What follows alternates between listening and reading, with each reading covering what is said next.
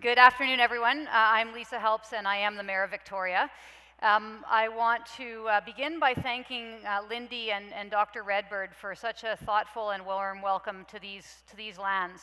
I am from the city of Victoria, and whenever I travel, I like to also remind people or let people know that the city of Victoria is built on the homelands of the Lekwungen-speaking people, the Songhees and the Esquimalt nations. And so I honor the thousands of years that they've spent taking care of those territories and continuing to welcoming those of us who are newer there with a lot of generosity. So I am going to be talking today very specifically about Victoria's mobility future, and hopefully you'll be able to take some lessons from that back to your own communities. So just today, later today, because we're in a different time zone, we're launching what we call Go Victoria, Our Mobility Future. And this is a couple of years in the making, and it's meant to look at Victoria's transportation and mobility future for the next 5 and 20 years. And as a way of beginning, we actually began by looking back. So this is Victoria downtown in the early 1900s. And just to give you a sense of how the street was used at that point in time, here's a short video that will hopefully play. And just notice as it's playing all of the different uses of the street, all of the different people who are there. You can see the kid running after the carriage. Oh, there he goes, he's departing. Safe for kids to play in the streets back then. People crossing without traffic lights, and again, the very shared use of the street. Now, we often think that this disappeared quickly. It didn't. This is downtown Victoria in the 1940s. You can see, again, that multi-user aspect of the street. There's everybody, and it looks to me like everyone's safe, particularly the people standing right there in the middle of the street. And this is that same intersection today. Doesn't look at all like it has the same kind of life. So how do we change that, and what does the future look like? And the fundamental question that we're asking ourselves as we build that future is, who has a right to the city? Does this little girl on the back of her dad's trailer bike have as much right to the city as somebody driving an F-350 pickup truck? Our answer in Victoria is, of course, but how do we build a city to make sure that that's the case? So Go Victoria, Our Mobility Future is about a right to the city for all. It's a citywide strategy to identify a high standard of mobility defined by safe, integrated, clean, seamless, and attractive transportation networks. And it's a strategy, and I know you're all working on this in your own cities, it's a strategy that integrates modal systems to better define priorities, actions, and strategies to improve not only mobility, but also something that we're all very interested in at this conference, also quality of life. And I'll talk a little bit more about the co-benefits of solving for mobility in just a moment.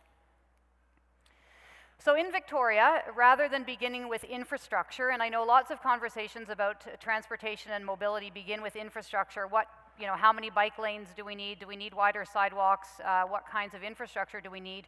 We began our conversation both with council and with the community with values. And what you see here is each of those little triangles represented a different value. And we asked our community to make a values quilt so we could see what are the key values that people have when it comes to moving around the city.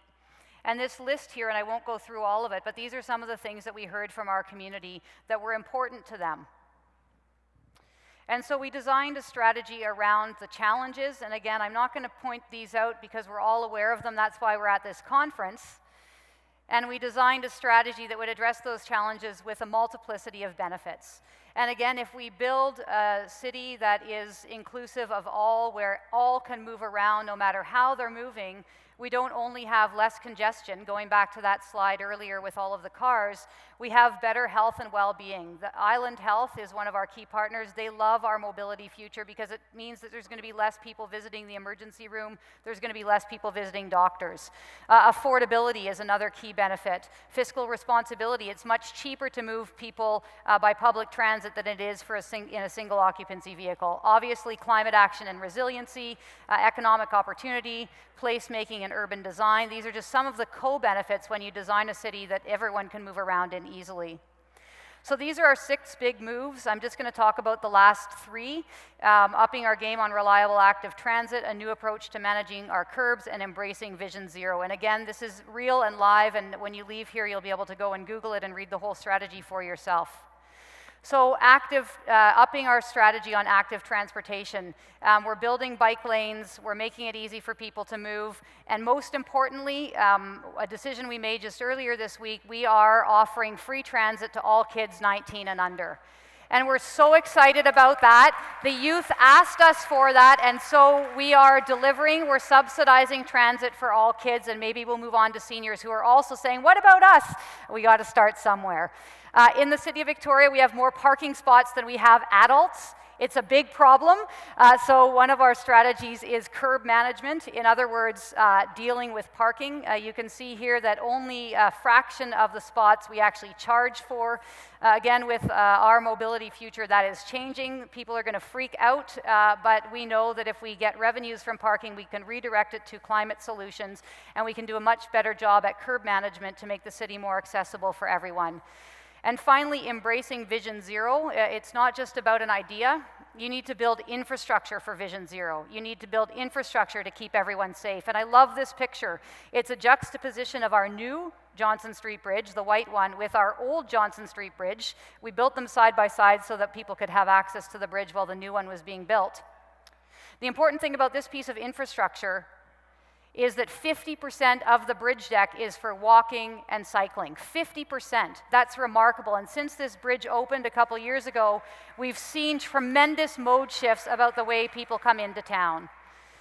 We're also building scramble crosswalks, so all the cars have to stop and all the people get to go. Again, it's a simple infrastructure intervention, but it really does lead us very clearly and more closely to Vision Zero. And finally, we're building bike lanes, so people like this can be driven around safely by volunteers. This is called Cycling Without Age. The tagline is, "The right to wind in your hair." And the volunteers who drive these seniors around tell us that without the bike lanes that we've been building, they wouldn't feel safe, and the seniors wouldn't feel safe. So go Victoria. Our mobility future is about a right to the city, who has a right to the city, and our firm belief is that every single person does. Thank you so much.